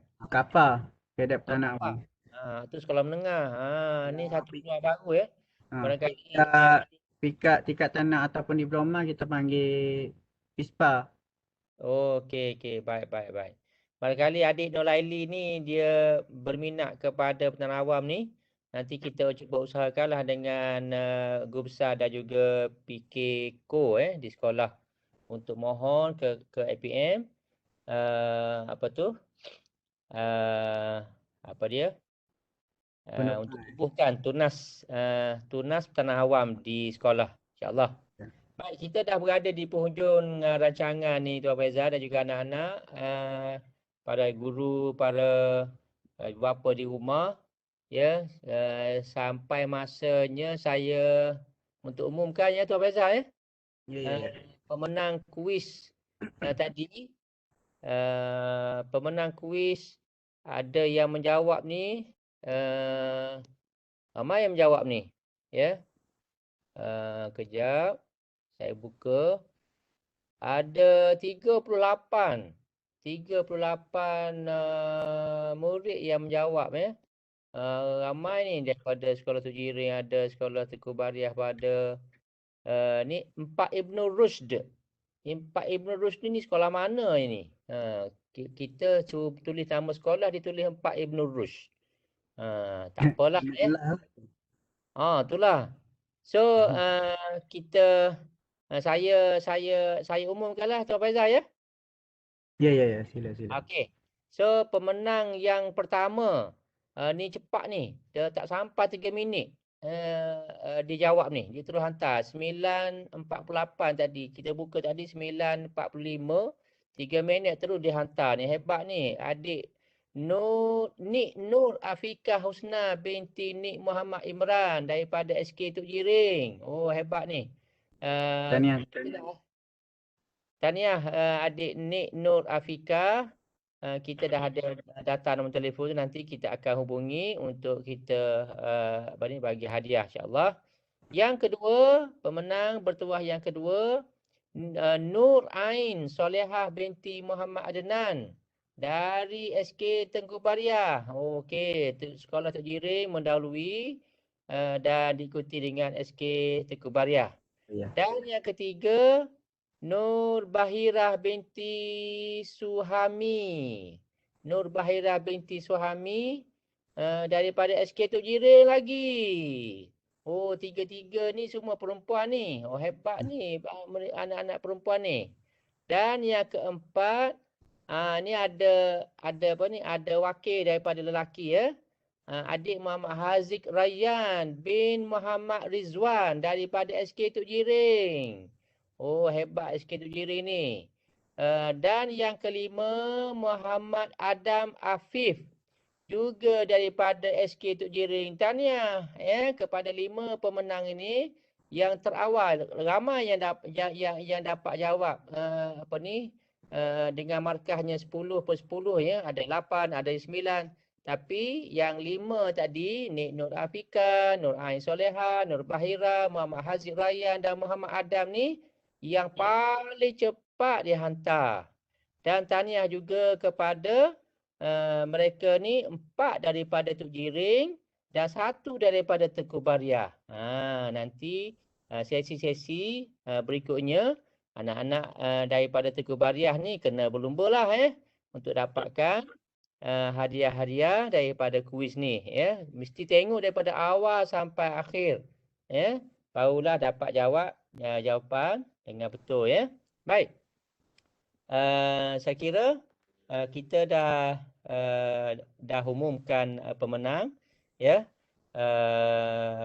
nampak macam dah tak ada soalan tu Tuan Faizal Ya. Okay. Untuk sesi terakhir pengulangan. Barangkali ada nasihat apa-apa daripada Tuan Faizal. 1 minit, silakan Tuan Faizal. Okay, terima kasih Ustaz. Okey, segala ilmu yang saya bagi atau kongsi yang hari ini harap dapat digunakan sebaik mungkinlah, jangan salah guna, dan kalau ada apa-apa berlaku, sepatutnya kita semolek-moleknya dapatkan bantuan daripada agensi-agensi keselamatan ya. Okey. Jadi apa pun apa ni, jagalah keselamatan di rumah. Lepas tu jagalah SOP COVID-19. Nak ke mana-mana kena ikutlah SOP COVID-19 Walaupun terpaksa, kita terpaksa juga. Walaupun dipaksa, kita terpaksa lah ikut. Okey. Harap pandemik ni berakhir lah. Dan kita dapat bersua depan-depan lagi elok. Okey. Jadi itu saja. Terima kasih Ustaz dan host program hari ini menjemput kepada agensi pertahanan awam untuk berkongsi ilmu. Okey, itu saja daripada saya. Terima kasih. Okey, terima kasih Tuan Faizal daripada Angkatan Pertahanan Awam Malaysia, Kuala Terengganu, yang banyak memberi input dan juga ilmu kepada kita hari ini, kepada anak-anak di rumah, supaya dapat menghadapi situasi-situasi kemalangan, penggunaan peralatan di rumah, situasi tercekik, luka kecil, luka besar di rumah, kat balutan. Itu yang Tuan Faizal tunjuk tu adalah yang secara kasarlah, secara umum, tapi ilmu balutan tu kena mengadaplah Tuan Faizal ni, Ya, betul. Lagi adik ajar. tengok saja memang tak nampak lah cara nak balut macam mana, yang cara balut yang sesuai dan betul, kan. Balut lebih kurang, barangkali yang luka tu kecil jadi lagi parah, Betul. Jadi terima kasih sekali lagi kepada Tuan Faizal, kepada semua anak-anak murid di sekolah sana, di luar sana, di rumah yang menyertai sesi pertama kita pada pagi ini. Dan juga barangkali ada juga di sana ibu, bapa yang turut sama sekali dalam sesi kita, dan juga guru-guru, guru besar sekolah-sekolah yang terlibat ni. Saya ucapkan terima kasih. Dan tidak lupa untuk saya beritahu, sesi kita masih lagi belum selesai. Ini baru sesi pertama. Kemudian kita ada lagi sesi kedua pada jam 11 nanti. Anak-anak boleh rehat sekejap, nak minum air dan sebagainya, ataupun nak ke tandas sebagainya. Nanti jangan lupa dengan pautan ataupun link sesi kedua nanti. Apa tu? Apa dah nama dia?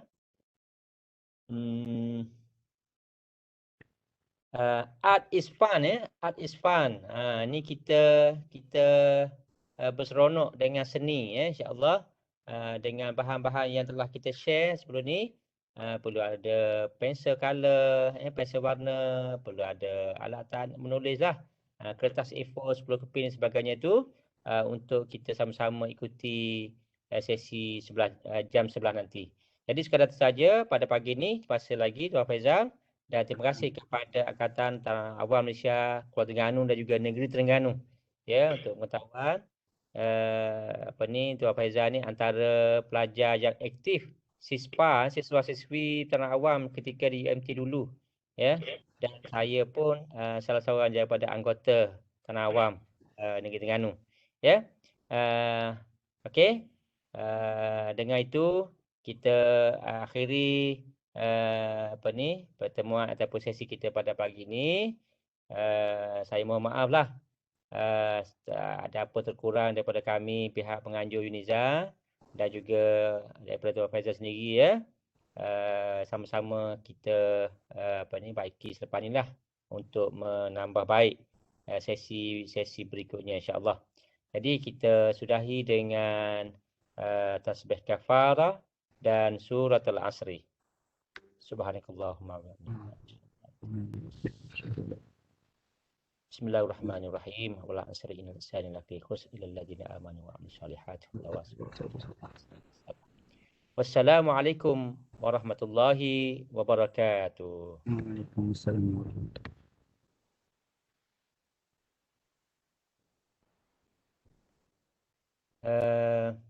Okey, Tuan Faizal ya. Ya. Kita dah selesai ni. Nazia boleh stop dululah tu recording tu.